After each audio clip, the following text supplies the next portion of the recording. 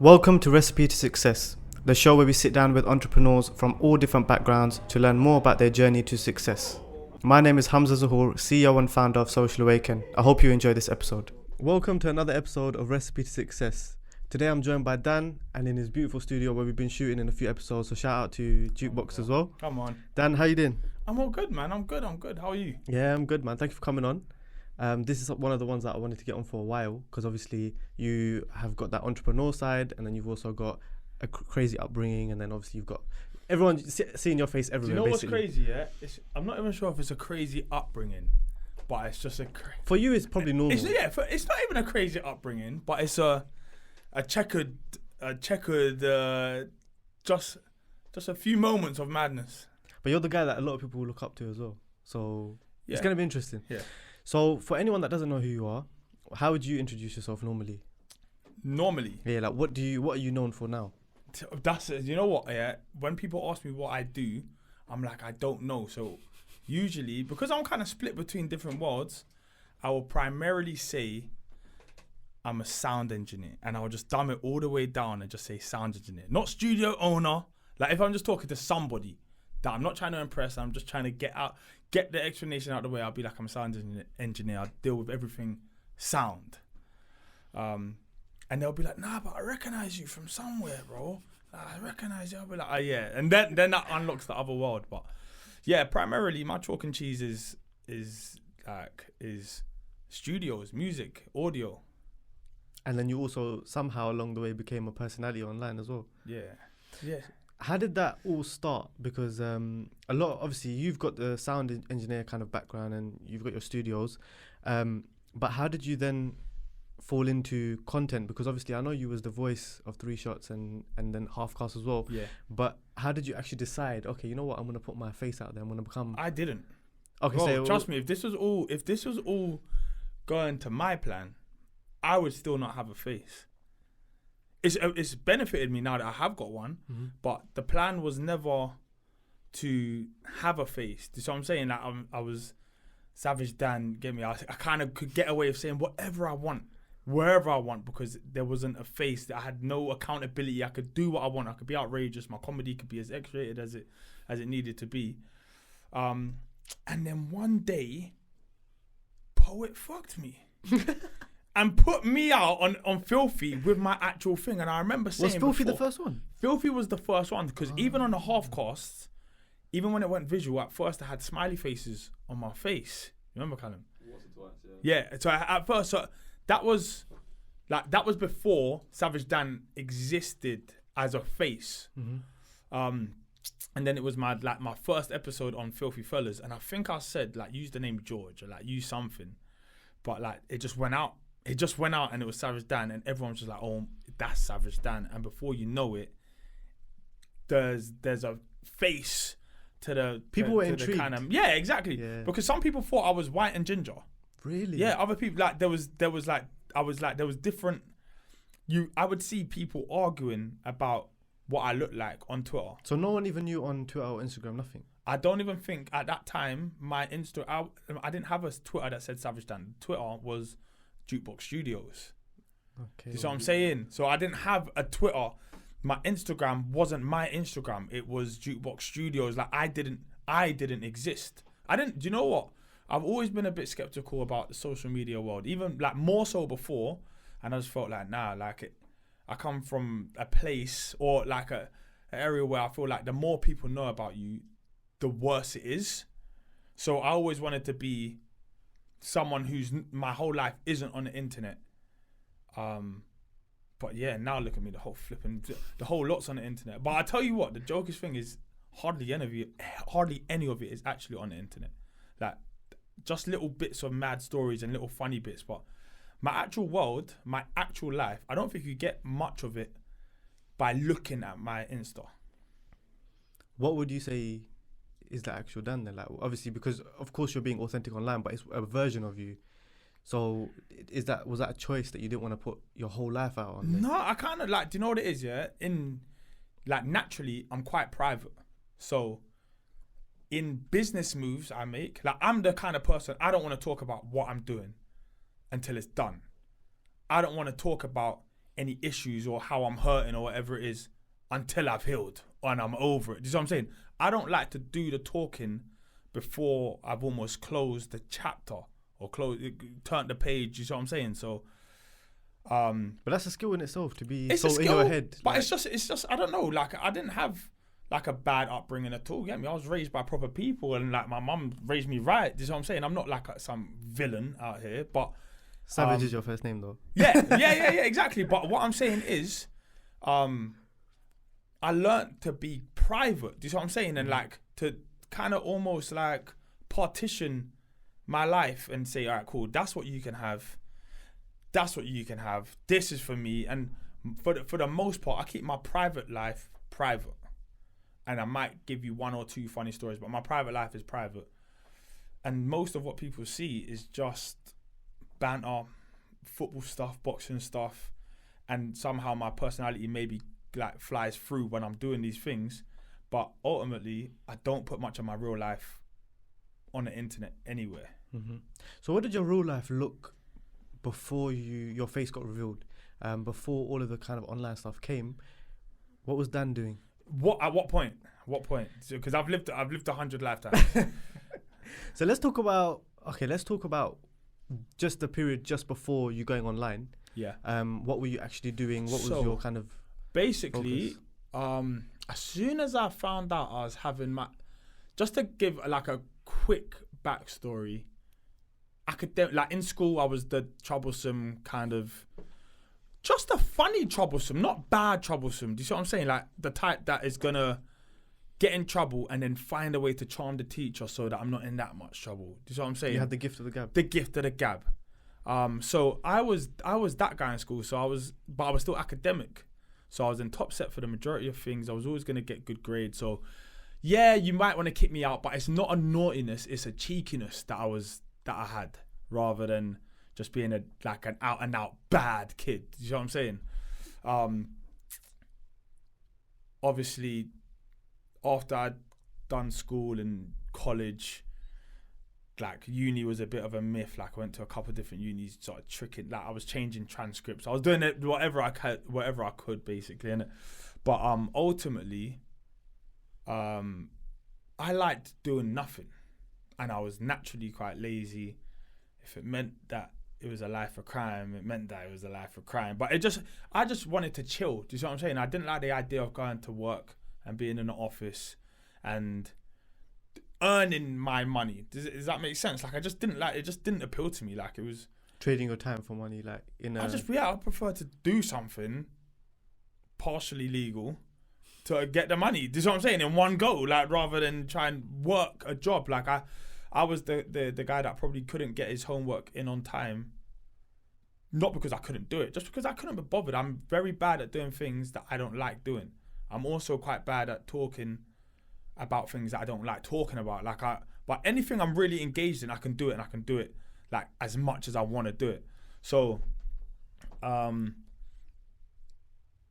music was something I always had a love for. Like, I wouldn't say it's my first love. Sports will always be my first love. Music, you see like that phase where everyone starts spitting, everyone is an MC, a rapper. So them days, I was getting involved. I was a hard MC. How old were you at this time? 17, 16, 17. I didn't write my first, but you see like how some people now write their first bar at 12, 13. Like, I wasn't really writing until, I didn't think I could bar until like 17. That's when it kicked on. And so I built a little studio. I broke my leg basically. That's a long story. Yeah, it's a mad story. But I broke my leg and built a studio because I couldn't go to radio. I couldn't go to youth clubs.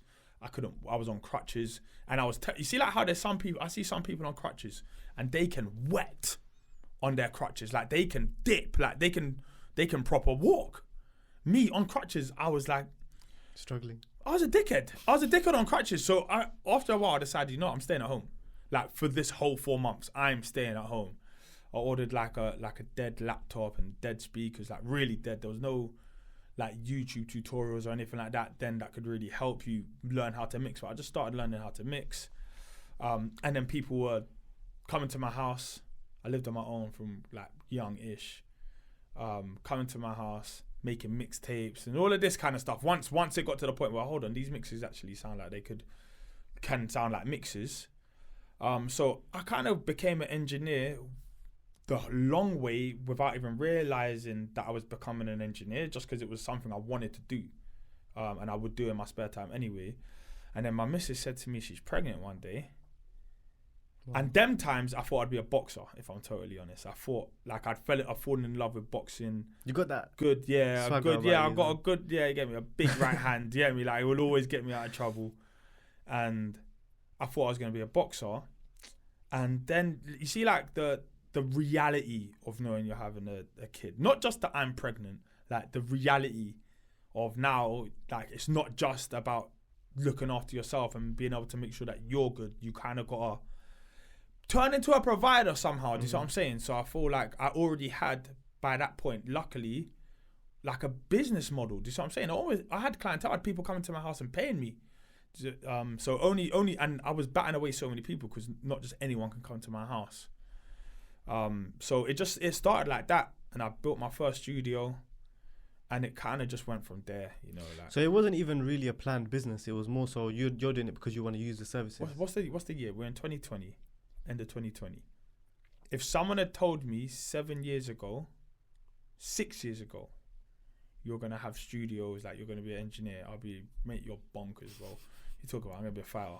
Like that's literally like there's just like that's how fast things changed for me, and it just like it was like a snowball, and it just gained momentum. Mm-hmm. And then eventually it led to Jukebox, which was more outside of your house, or was this something? Yeah, no. So this is basically when I got told that I was gonna have a little one. I started to I was like, all right, fine, all right, let me take this more seriously. So I went and looked for a commercial unit, and I found one. Them days you could probably find commercial units a bit easier than you could find one now. I found one, and it was like I managed to negotiate a rate.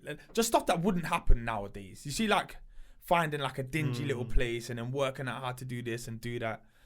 And I built the first studio in there, and from then, like that's when it started to grow. So for example, I think it took like three months to kind of build that studio, because it was a shithole, and I had to like kind of undo everything that was in there and then kind of refit it and do all of that stuff. And like it's long in it.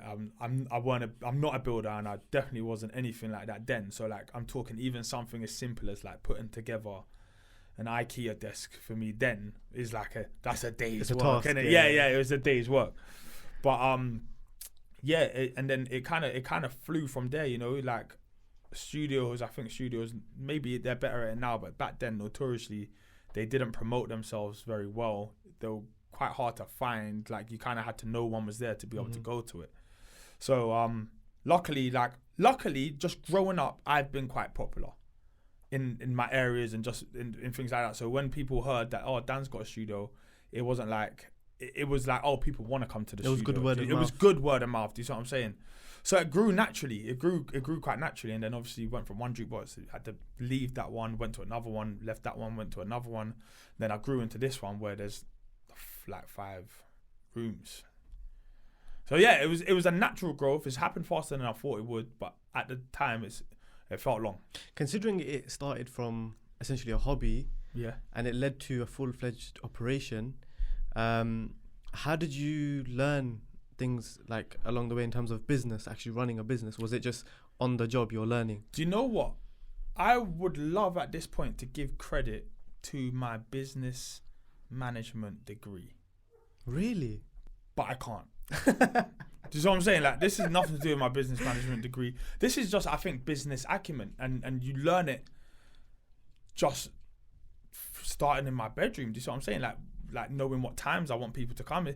Essentially, it's not very different to how I ran it in my bedroom. It's just that there's more stuff to manage now, more people to have to manage, and more stuff to have to manage. You see what I'm saying? And more deadlines to have to meet. Ultimately, most recording studios, no matter what level they're at, they are just big bedroom studios. Do you see what I'm saying? You still come at a set time. You still have your hour or your 2 hours or your full day or your week or whatever it is. You pay a certain price, you give them their product, and so I'm saying, like, there's different ways to it, but it's essentially I had to learn to be responsible and to have good timekeeping and stuff that I never really had, but you have to now or you lose your business. Because the reason why, I'm interested to know like how you learned things along the way is because what you have now in 2020 is not only just a full-fledged operation, but it's like you've thought about your clientele. You've thought about, okay, what do they want? You thought about, okay, what should the studios look like and things like that. And the attention to detail is obviously like actually running the business itself. So that from that aspect, you obviously wanted to do something different that other studios weren't doing. So was that over the years you just felt like, okay, you know what, things need to get Do you tighter? know what? I'll say I've been lucky in the timing of it, because I always had the idea of opening studios from like 19 years old. But if I'd done it at 19 years old, I would have fucked it at 19 years old. Do you see what I'm saying? Like, as in, I didn't have the level of maturity needed to actually run one of these things. So I would say I started it at a good time, as at 25, I was ready to kind of grow up. Do you see what I'm saying? I hadn't really worked a day in my life. Like, I was kind of ready to grow up. Do you see what I'm saying? So because of that, it made me take the studio seriously. And I'm a little bit of a perfectionist in the sense that I like things that look nice. And trust me, like, this place is like, compared to what is in my thoughts, like, it's like, this has not hit. This has not hit what it should have hit. Maybe my Studio A has. Like, I like that. But in terms of like what I want, I think that you want to go somewhere if I was somebody who was going to a studio, I'd want it to look nice. I want it to feel nice. I want it, all of the things that matter, just kind of on face, like as soon as you walk in. Do you see what I'm saying? Like, I didn't like going to studios that just felt like bandos. Do you see what I'm saying? And you walk in there and it's just like 6 man there. You feel uncomfortable. I don't feel uncomfortable. Well, not you, but your client. But I'm saying, yeah, potentially. So this is where I was seeing it from. I was seeing it as a thing where I wanted to be able to cater to the mandem. Because don't get it twisted, like, the mandem in the ends, the young G's, they still want nice things. Do you see what I'm saying? Yes, they will hotbox your studio up if you let them. But essentially, they would like to walk into somewhere that looks and feels nice as well. But so I wanted to make somewhere where they like, but they're going to have to respect certain rules, because the guy who comes in after them might just be a hippie guy who comes in with a guitar. And that's what I didn't want it to be, just one of those studios that was just one of those studios. I wanted it to be able to kind of do open everything. for anyone. Then obviously Halfcast comes in, the first podcast through the door. And that changed the way I designed my studios from that moment on, because I hate setting things up. Like, I am terrible. I hate grabbing XLR wires from here, plugging it there, putting mics in. I hated it. So I'd rather spend money and get it to a place where it's like it's actually, everything can almost stay as it is, and then it's people come in. It's always ready. Do you see what I'm saying? So from that moment, I kind of changed the way the studios were. So in my first studio, you had 2 sofas essentially like this, facing each other. But it was 2 black sofas, and it was on like a raised platform kind of thing. And from that moment, when I think it was Halfcast was first, and the second ever podcast in the studio was Off the Cuff. And because it's a comfortable conversational setting, I basically made it so that from that moment, all the studios have that, a feel where you can actually just sit and have a chat. Because I feel like, you see, like a music studio that feels like a music studio, sometimes they're not the greatest place to sit and have a podcast, because it's just buttons everywhere, and it's a little bit all over, like it's too worky. Do you see what I'm saying? So yeah, essentially that's where it began. There's loads of podcast studios popping up now, and they all seem to look like my first one. You see what I'm saying? Like, but honestly, I'm not even gonna sit here and take credit for it, because it was happenstance. You see what I'm saying? I kind of got lucky. I was prepared for it, but I got lucky at the same time. And it led to the studio itself being the place where award-winning music is being produced, and an award-winning podcast is being shot and stuff like that. So when you got to that point, obviously competition does come up, but you already know you've stamped your kind of legacy in the industry, and you're probably just getting warmed up from your perspective. Yeah, but I welcome competition. I think it's good. I think it's healthy. It keeps me on my toes because if I look, trust me, it happens sometimes. Like I'll see a picture of a studio somewhere, and it might not even be a studio that's in England, but I'll be like, oh, that looks hard. But I've got this thing in me that I'm just like, I need something like that. Do you know what I'm saying? So I'll up it. I have no problem with competition. I think it's good. I think it's healthy. And also, sometimes it brings out the best in you. I'm busy as well. I'm too busy. Like I need there to be competition. There was times where I was telling people, like them days Radar was still open, and I was just like, see if you can go and get something at Radar because it saves you money, gives me space. It's different now because I've got enough rooms usually to accommodate most things. But even now, right this very second, there's free rooms in use. If someone comes and wants something, they can't have it. Do you know what I'm saying? So it's just one of those things. Competition's good. It's definitely good. But I priced this quite low. So I think they might be a bit angry. Not angry, but this is what you got to compete with. I'm trying to create the studio I needed when I was younger. So I'm saying none of these £60 an hour studio. I want to hear nothing about these dumb prices for mixes. Like there's plenty of engineers, there's plenty of studios. And essentially, let's have it right. Like you can record these podcasts in your house. Mm-hmm. Like there's absolutely nothing that says you have to come to the Jukebox for it to happen. So I don't think you should price people out of stuff like this because like it's important that just not even for our culture, but for the entirety of the scene, it's important that podcasts, music, audio, visual, everything continues to grow. Do you see what I'm saying? It's important. So forget me. You see what I'm saying? If I needed to make £1 million by the end of next year, trust me, I could probably find a way. Do you see what I'm saying? Like it's just one of those things. But I think that like my reasoning behind making this studio is why this studio will last a long time. Like I can easily see like Jukebox like in 50 years and I won't be running it, but it will exist. You see what I'm saying? Like I feel like I'm starting something here that I genuinely care about, and I think that I want it to help people as well. It's not just some kind of money making machine. Mm-hmm. I want it to be able to be like a hub.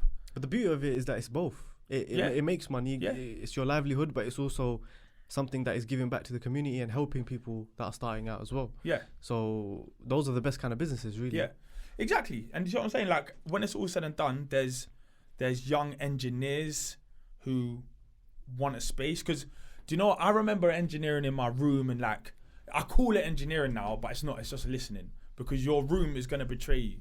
You got flipping my man beeping outside your window. You got the window. You're on a desk. Like, as in, yeah, you can get some results, but it's never gonna be like it would be in a controlled studio environment. Like you just never get that anywhere else. Mm-hmm. So engineers can come here and work here. Do you see what I'm saying? And not work for me. You can work for you. And I don't even know why I'm saying this. Almost like a fitness trainer. At the moment, exactly like that. So it's almost like renting a chair in a barbershop or something like that. But at the moment, I'm not taking anyone at the moment anymore. Because do you know what's crazy, yeah? For all the years I didn't work, I am now a bit of a workaholic. So even though there's 2 other engineers that work out of here at the moment, and there's a couple others that do some sessions, but they're not kind of on the Jukebox roster kind of thing. I will still outwork everyone, and it will be that way for the time being. Do you see what I'm saying? Like I've got to the point where I now enjoy work. So, but that's interesting because obviously you mentioned that growing up you naturally had a laid back approach. Yeah. Whether that was out of choice or not, like that was who you were, and then you naturally got that motivation from becoming a father, which kind of was at the stem of everything. Yeah. And now you are where you are now. So what motivates you now? Is it still the same? Do you know what? Yeah, it's kind of still the same thing. So for example, yes, I've got the studio, and on looking at it from the outside in, I've done well in the few years that I've been working. However, I've got 2 kids now. I've got my son and my daughter. And yes, the studio makes X amount of money, and yes, it looks nice. It's doing what it should do.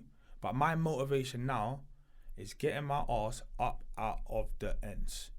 Do you see what I'm saying? Like I love the ends, but it's not. I don't want my kids to grow up here. So I come from my family. My mum doesn't own her house. Do you see what I'm saying? So we come up social housing.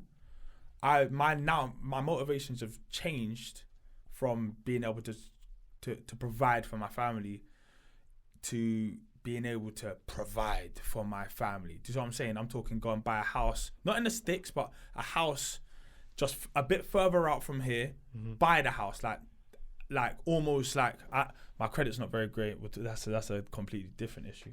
But I need I'm looking at like big deposits, big 50% mortgages kind of thing. Get that done.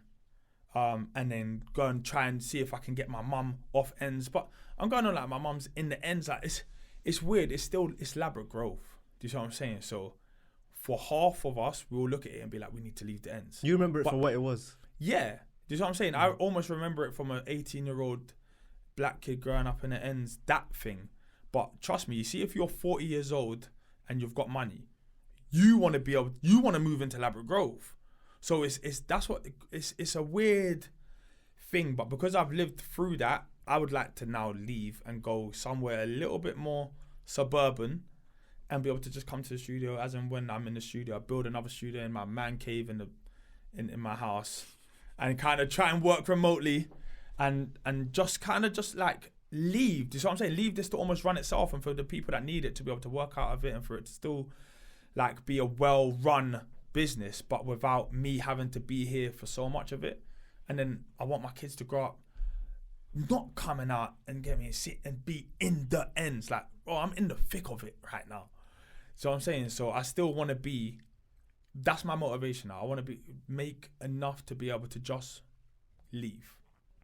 And it's there. So I've got my plan on for when that happens and how that happens. And then after that, there'll be a new one. But I kind of wait till I get close enough to one target till I set the next one. Mm-hmm. So for your kids, like what are some of the things that you don't want them to go through that maybe you went through? It's different for my son and my daughter. So my daughter, it's a strange one because I've never lived life. Even though I've lived 100 lives, I've never lived one as a girl. So I don't know what it feels like growing up in the ends as a girl, but I know what it feels like growing up in the ends. And it's good. I can't lie, I love it. I wouldn't swap it for anything. But there's so many dangers. Like I'm just one story. Like I'm here, and honestly, like it's a success story. Like it may not be huge. I'm not some kind of millionaire or nothing like that, but it is a relative success story in the sense that like so many people I know now are like down on their luck or in jail or dead or, so I'm saying, like, of course there's loads of people I know that have done well for themselves, but the end is literally that vicious, and it's like you will fall by the wayside quite quickly. And I feel like any area that has high social housing has that. It's kind of, you're living and you don't realize you're on a knife edge the whole time. Whereas if you grow up in, I don't know, a nice family home somewhere out in the sticks, I feel like the setup, just your upbringing changes you into a different person. Do you see what I'm saying? So I don't want my son to be a dickhead. I don't want to like, but he can't be. Do you see what I'm saying? Like that's not in him to be just one of these like plebs. But what I do want is for him to have a more privileged, better upbringing than me. Do you see what I'm saying? So there's so many things that I did growing up that you don't realize why you're doing it really at the time. You do realize, but when you get older and you compute it, you're just like, I did that because I was broke. Genuinely. That's the reason for a lot of this stuff. Why did I do that crime? Because I was broke. Now, if I had parents that were rich or middle class or whatever it is that had like expendable income, like just disposable income, I may not be in that situation if I could just go to my mum, I want a PS5. And I'm not saying you have to be spoiled with it, but I'm saying like there's when your parents are not broke. Do you see what I'm saying? So, and I'm not calling my mum broke. My mum will whip my ass because I still went flipping Disneyland, Florida. I still did all those things. Like my childhood missed absolutely nothing. Like I had a good childhood, but when I look at like I feel like that's the job of any parent. Do you see what I'm saying? I feel like as a parent, you want to make your children's life easier, better, and remove as many of the mistakes as you can as possible. I feel like that's your role, that's your job. Mm-hmm. So along the way with the studio stuff, like what was your biggest challenge? Because obviously we made it sound like it was quite straightforward, like you jumped out your bedroom and things started to go well, but obviously there was tougher times, I'm guessing. Yeah, money. I was running out of money all the time because I would get to a point where I'm quite comfortable and then I would want to move. So when I wanted to move to this place it was just a shell. It had no walls. It had every wall here I built. Everyone that I've done it all. Do you know what I'm saying? With obviously the help of H. But in reality, the issue was that I jumped into it knowing that it was an opportunity that I couldn't miss, but I couldn't afford. Does that make sense? Mm-hmm. So luckily for me, the old studio was literally across the road. So I would have workers in here overnight. It had to be as well. So I had to pay them more because they were drilling into the concrete, and it was disturbing all the other residents in there during the day.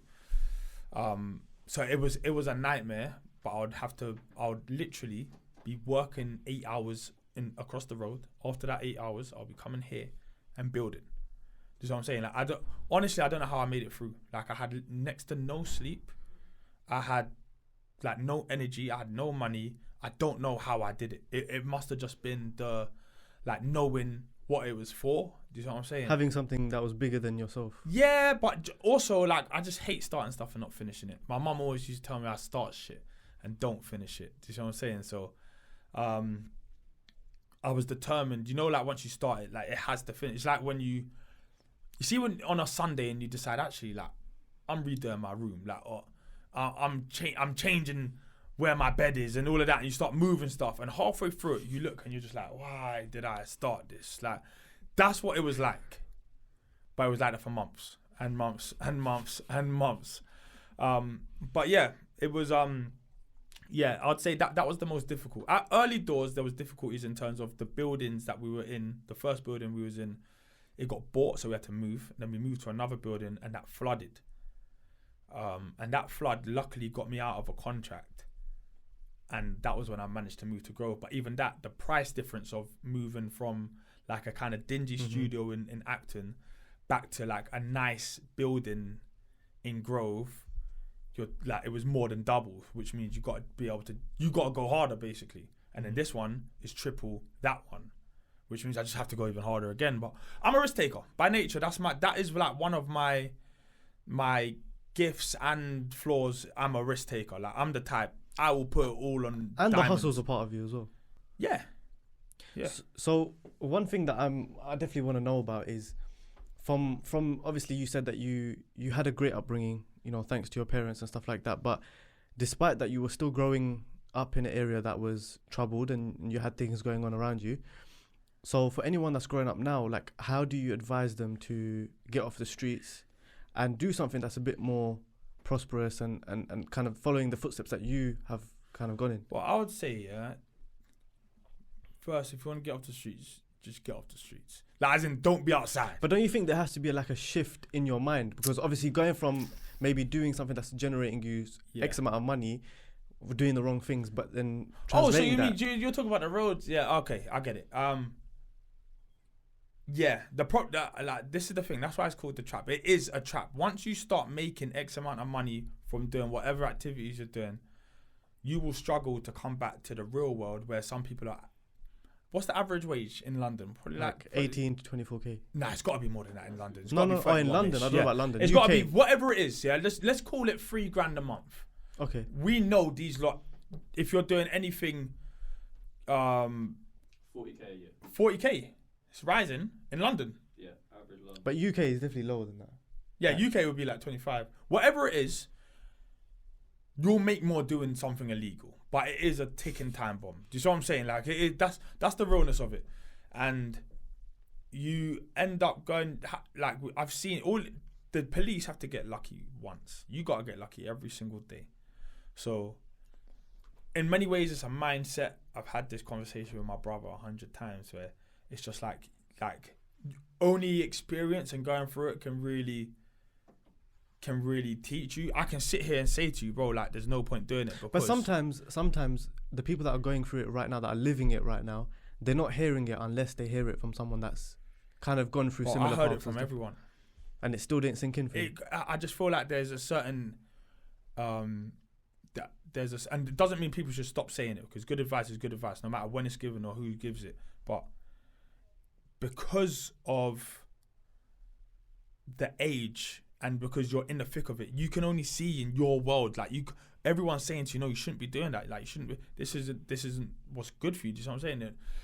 They're not hearing it because all they're seeing is pound signs, or all they're seeing is, and it's not always all about money. Do you know what I'm saying? Like but it's definitely become more glamorized even now, especially now. Yeah, but I think we've got a bigger problem than shotting. I think the whole everyone just getting everyone down is a big issue. It's worse now than it was in like 2008, and I thought that was the worst ever. What do you mean getting people down? As in like all the beef, all the madness between areas and ends seems worse than ever before for me. Like I remember old school, if someone died, it was just like woof, like it happened, someone died from this, from and now it's just like someone drops every week, every month. Do you see what I'm saying? It's almost quite normal now. It's scary. And that's one of the main reasons that I want my kids out of the ends. I don't know if it's like a fact, but it's certainly my theory. But just in places that have less social housing, you're more likely to have less crime. Probably is there probably is a fact that backs that up somewhere. Do you see what I'm saying? But social housing implies poverty. Poverty implies necessity. Desperation. Do you see what I'm saying? Desperation makes you do whatever. Do you see what I'm saying? So, yeah, it's one of those things. I would say to everyone, just try and find something you're either good at or you love. Everyone sits there and types in on Google, how do I make 10 grand, or how do I invest 10 grand, or is Bitcoin any good? That everyone's doing this, but it's just one of those ones where more often than not, you can find your career in what you do right now, whatever you're doing, providing it's not showing. And even then, there's skills an argument to be made that if you can sell something, whatever, anything, you can sell 100 toothbrushes. I was thinking that. You know what I'm saying? Like, as in, it's the same skills. It's literally the same skills. You just got to swap the illegal thing out for something that is legal. You don't have to be passionate about it. I can't imagine there's many people passionate about shotting. Like Scarface can do that to you for a couple of weeks, couple of years. Like you can watch a couple of films and be like, nah, this is my calling. But it's films. You know what I'm saying? There's no real success stories here. It's a terrible trade-off when you look at the actual evidence of it. Like it's a bad trade-off, man. Like it's always best to try and find something you enjoy doing anyway and try and make money from it. Mm-hmm. Luckily, there's bare people who make money off YouTube videos, people that make money off gaming. Do you know what I'm saying? Like before, you could only really make money off gaming if you was like a games tester. And all of a sudden now, no, you could just play the game. Mm-hmm. Just play the game and you'll get more money. There's so many opportunities. So I just think, if anything, this is the time where no one should really be forced to do crime, because you can do anything. You can literally do anything, and it's actually all readily available to you right now. Mm-hmm. So just, think about your future, because you're like it's mad how fast these years go by. And like for example, I've got a cousin who's done, I don't know, like the vast majority of his life in jail. So you see what I'm saying? And every time you speak to him, if I speak to him, it's like it's a terrible trade-off. Do you see what I'm saying? Would I have rather done I'd have rather worked at McDonald's for 20 years. Do you see what I'm saying? It's that's the realness of it. Do you see what I'm saying? So look at it for what it is and not for what the romanticized version of it is. You see what I'm saying? Like, you're playing with your freedom. And that's the advice I'd give to my younger self. Do you see what I'm saying? I was lucky that I'd managed to get lucky. Do you see what I'm saying? All it takes is for police to stop me on the wrong day and I'm gone, I'm out of it, 20 years. Do you see what I'm saying? Or whatever, 8 years or whatever it is. So it is, don't think you're always going to get lucky. You'll get unlucky one day. Mm-hmm. I feel like we're getting a different side of Dan today as well. Maybe. Well, trust me, I can do this side all day, you get me? But then I could do the mad side as well. It's interchangeable, bro. I'm like Stanley Ipkiss, bro. But going on a more of a nice note, positive note, one of the opportunities that has become available is following the footsteps of some of the things that you guys are you're doing, Chuckie's doing, and all that kind of stuff. And I think a lot of people obviously look up to you and say, okay, you know what, he's gone from just being the voice and an entrepreneur essentially with the studios to also being very well recognized by brands, by platforms. It's almost quite difficult to avoid your face right now, which is obviously good for you. So how did that side of things come about when obviously you're quite busy with the studios, but you also saw a whole different side? I think that came through Filthy Fellas. So once I started being on Filthy Fellas, I don't know why it was me. Maybe it was good timing again. Maybe I just been fortunate, or maybe it's the fact that, do you know what? I think this is where I should probably give my mom some credit. I can speak quite well in the sense where it's still the man them, but it's not too road. I can just change it up. You're adaptable to I can different just change situations. it up, which means that I think even a brand that doesn't want to take a huge risk will look at me and may be like, this is just my speculation, but it may be like, Dan looks like he's edgy enough, but he's not too much of a risk. I think I'm convenient for brands. I wouldn't say I'm necessarily the best man for every job I've ever had and ever do, but I think I'm convenient for them. I'm easy, and you're popular. Naturally, yeah, people exactly. like you. That's big enough one. But I guarantee you, there's people that know more about football than me. There could be even someone out there that knows more about boxing than me. But at the moment, I feel like brands want what's popular and what's popping, and they also want it to somehow resonate with the wider audience. And because we have to remember, not the rest of the country's like England. So I'm saying, I think there's only so far they're willing to go at the moment, and I think that boundary is being pushed every day with who's allowed to be where and what they select. Mm-hmm. So that came around just from me having a passion for football. All of a sudden, I'm a big Chelsea fan. Like, I've got a Chelsea badge on my chest. Chelsea know that because I make it clear. Chelsea reach out. Do you know what I'm saying? And then it's up to me. At that point, once brands reach out, it's up to me to land it.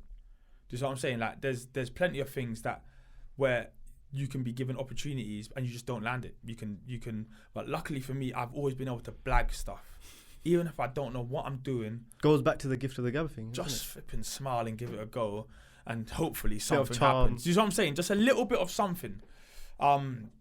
So yeah, like the Chelsea show came about. I did something with Chelsea before, but then the actual Chelsea show came about not actually directly through Chelsea. It came from an agency, but Chelsea put my name forward for it last minute.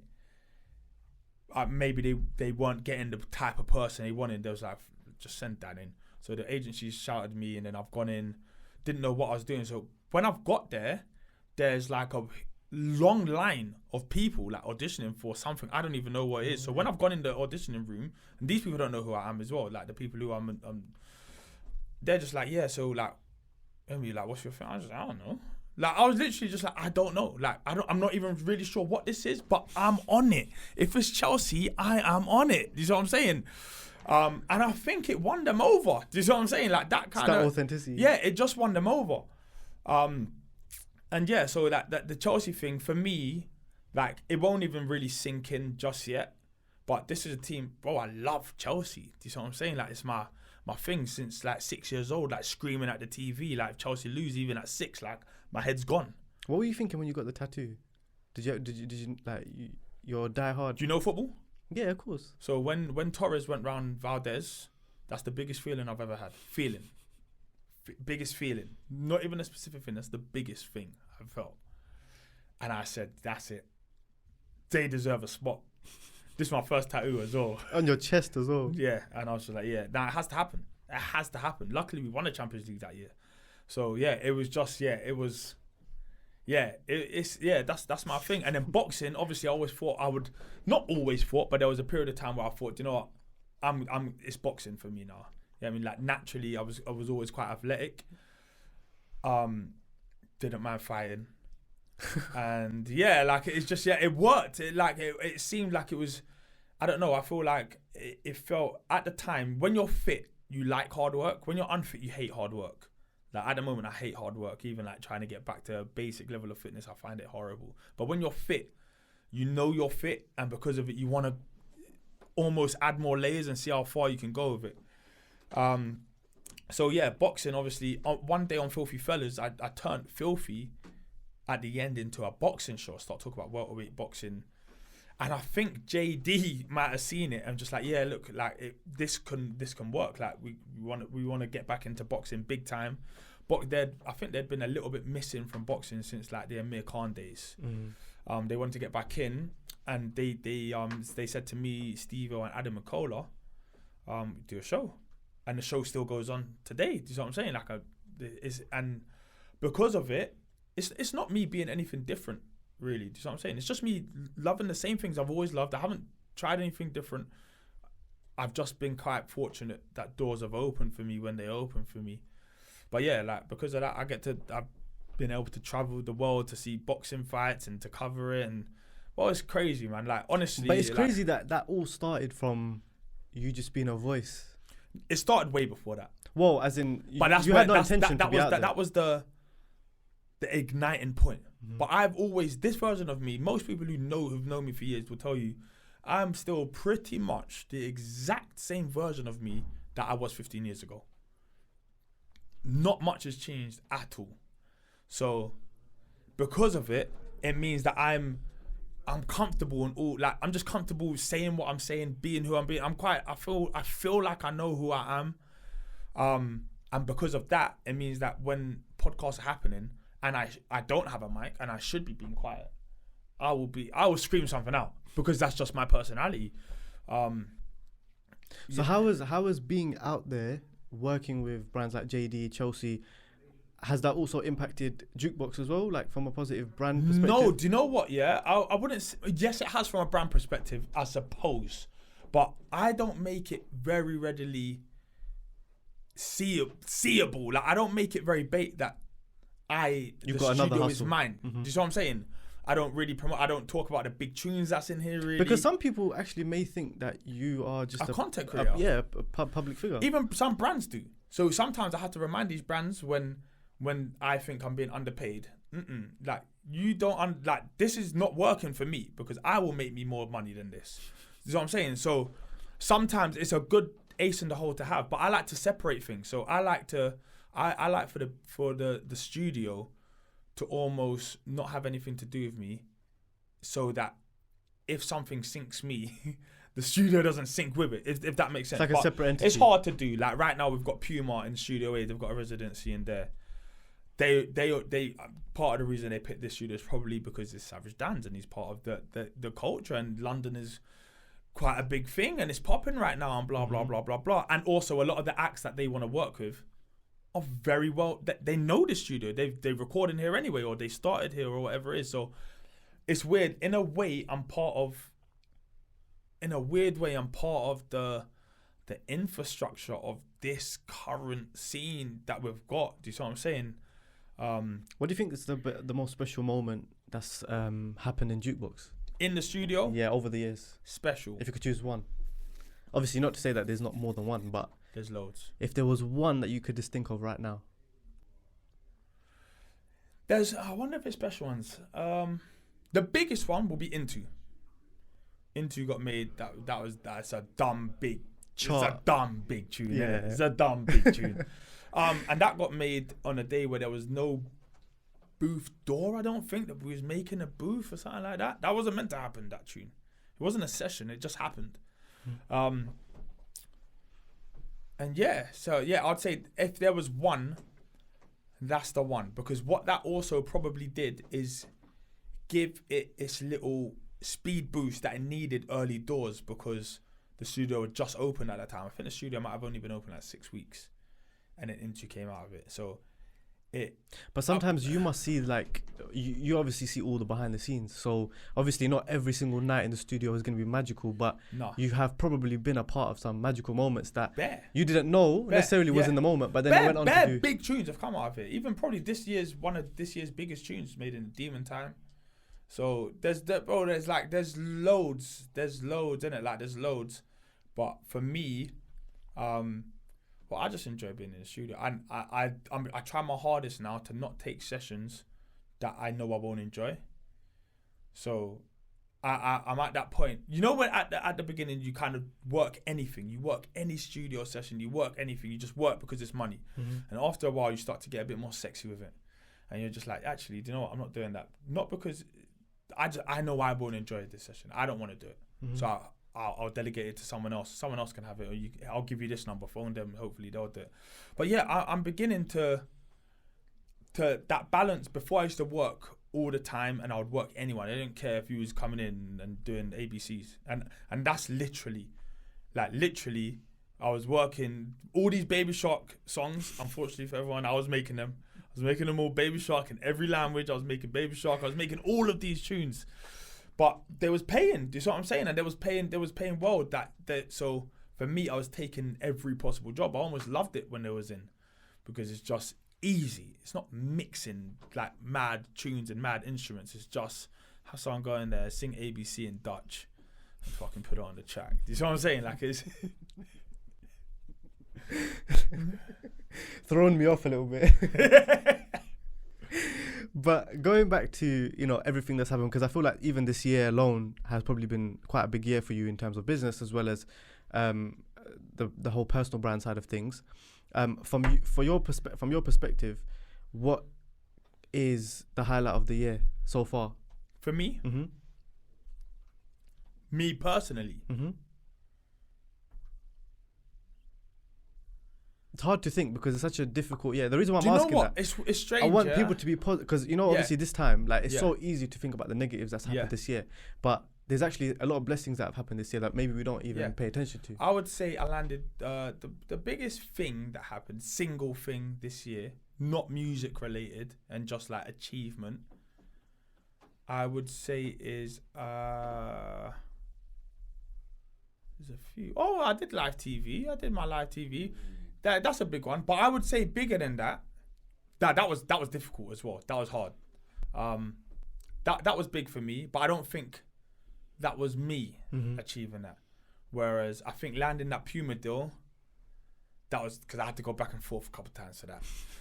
You earned that. Yeah. I would say that Puma deal in terms of, look, it's a big brand, bro. Like it's Puma. Household name. This is what I'm saying. Like they're doing a big residency in Dan's studio. Do you see what I'm saying? They make it the Puma Suede studio. So I'll give them their shout out for that. You know what I mean? But I'd say that's probably the biggest thing to happen for me this year. Because also, I know you said that right now, where you are right now, you're a bit of a workaholic. Yeah.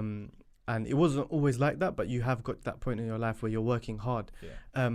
And whilst obviously you're modest enough to say that a lot of the things that have happened up until this point was through luck, there was also things that you brought to the table that made it happen. Yeah. So other than just hard work, what do you think are some of the things that people need to have in order to achieve what they want?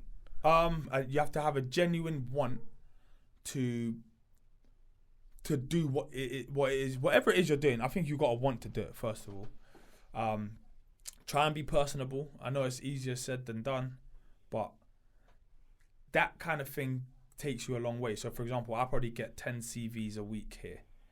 And as soon as I obviously it's me trying to read a persona off a sheet, or sometimes it will be a DM, or sometimes it will be a voice note, or whatever it is. But for some reason, I don't know why, when I start seeing stuff like, oh yeah, I've got this qualification in sound, that's it, close it. I don't care at all about what you've done. Do you see what I'm saying? I care probably more about who you are and what. Do you see what I'm saying? Like, it would be easier if I would probably way more likely to employ someone if they was like to me, listen, like, I'm just a guy from the ends. I'm a little bit lost, but I love music. Like, I do this stuff in my room. I'm way more likely to employ you than the guy that's just like, I studied at here for 6 years. I have this and this and the BA honours in sound engineering, 100%. So I think just be you. This is probably, we're in 2020, you can be more yourself than ever before, I reckon. Maybe not like in the 80s. In the 80s, you can really be you. You can't be outrageous. Yeah, you can't be outrageous. But I'm saying, you can get accepted for who you are. So whatever you are, like, don't shy away from that. Be that. That's what I'm saying. And show some passion, show some drive. Don't be deterred. Don't take no for an answer. Like, I don't take no for an answer, and I'll find a way somehow to make whatever it is I'm trying to make happen. I'll make that happen. So, yeah, that kind of stuff is what will get you far. But do you know what? Shall I just be a bit of a realist as well? It can't happen for everyone, and not everyone gets exactly what they want. You see what I'm saying? I may have what I like now, but it's not exactly what I want. Partly because a lot of them, they want a certain destination, but they're not willing to do what's required. Exactly. And I remember Ali saying, like, some people can see further than others. You see what I'm saying? Just in terms of, like, into the future, some people can see. So that person who can see way over there, but you can only see there, what they're explaining to you, you're looking at them saying, bro, like, you doing, like, be more sensible than this, like, only do this. But whatever you can see is obtainable. You see what I'm saying? You can get it. You just got to kind of just dot your I's, cross your T's, and do whatever's necessary. Do you think that people now compare more, like, their own chapter 1 to other people's chapter 20? And, like, they see, okay, Dan's here now, and I want to be like that, but they don't know what was required to get there. Exactly. Do you think that's the case? Like, people just fantasize 100%. I feel like that's a natural human. I'd blame stuff like that on Instagram, but I think that's natural. You see someone with their driving a Bentley, and you think, like, I want one of those, but, like, how do I get there? But it's a process. The guy that's driving a Bentley is 50 or 20. You know what I'm saying? Like, there are years and things happen very fast. As I said, I've got these studios now. If you asked me 7 years ago if I'd have studio, I'd be like, what are you talking about? It doesn't take long for everything to turn on its head. And that's in a good way and in a bad way. So even when things are going great, you have to have, like, keep a close eye on everything, because this can all go in the blink of an eye. All of it. Your whole everything. Do you know what I'm saying? So live in the now. Stop living 100 years in the future or in the past. Like, live in the now. And that's something that this year has taught us as well, I think, is just fall in love with each day. Don't just always think too far in the future. But speaking of the future, what can we expect from Dan in 2021? More. Just more. More of everything. More of everything, bro. Like, I'm presuming I'll just be doing more podcasts, more music, more live events probably next year. Do you know what? I'll tell you what I want to do. I want to get slightly more into business stuff, yeah? So if this is a call out for anyone out there. This is the best platform for you to be on. There you go. You see this? Yeah. So anyone out there that's got an idea that they can't get off the ground, they need capital, they need an idea, they need someone that can push this or whatever it is. And I'm not a business angel, but I would like to be. I'm saying, just hit me up with your business ideas and let's make it happen. There's the bank right there. Is there any particular businesses that you're interested in, just so everyone No, watching? I feel like everyone's doing the clothing thing. I'll probably end up doing something to do with the clothing thing. But I'm just saying, there's nothing in particular. You told me that you're a tire changing service. Do you know what I'm saying? Like, anything. As long as you see the opportunity. It's an opportunity. That's it. I feel like I need to be able to see that it works. You know what I'm saying? And you can. Dragons Den Dan. That's it. Dragons Den Dan. That's where we're going now. Hashtag. That's it. From your ideas, let's get this funded. Come on. If people do want to reach out to you, what's the best place for them to reach out to you on? Insta, I guess. Savage Dan 10. You can email me info@jukebox. You're serious about this? Yeah, but I'm serious. I'm deadly serious. You're gonna get a lot of DMs now. Yeah. If you've got ideas, not just like, not dumb ideas. Listen, but I want some royalties, yeah? If an idea comes through. Yeah, exactly, yeah. That's what there should be. Turn this into the Dragons Den show. But yeah, like, look, like, I'm a risk taker, innit? This is my thing. And if I see I calculated enough risk in any of these businesses, I'm doing it. So yeah, that's it. Take it. It's the next chapter for you. Yeah, that's it. I wanna own parts or be part of multiple businesses. Amazing. Well, anyone watching, be sure to hit up Dan, because that's an opportunity that hasn't come up before. Has it not? Investment, straight investment. Yeah, that's it. Putting your money where your mouth is. 100%. I hope you all enjoyed this episode. Thank you for coming on, Dan. I think this one is going to be definitely one of the most loved ones. I can feel it already. So for everyone watching, be sure to subscribe and hit up Dan as well. Boom.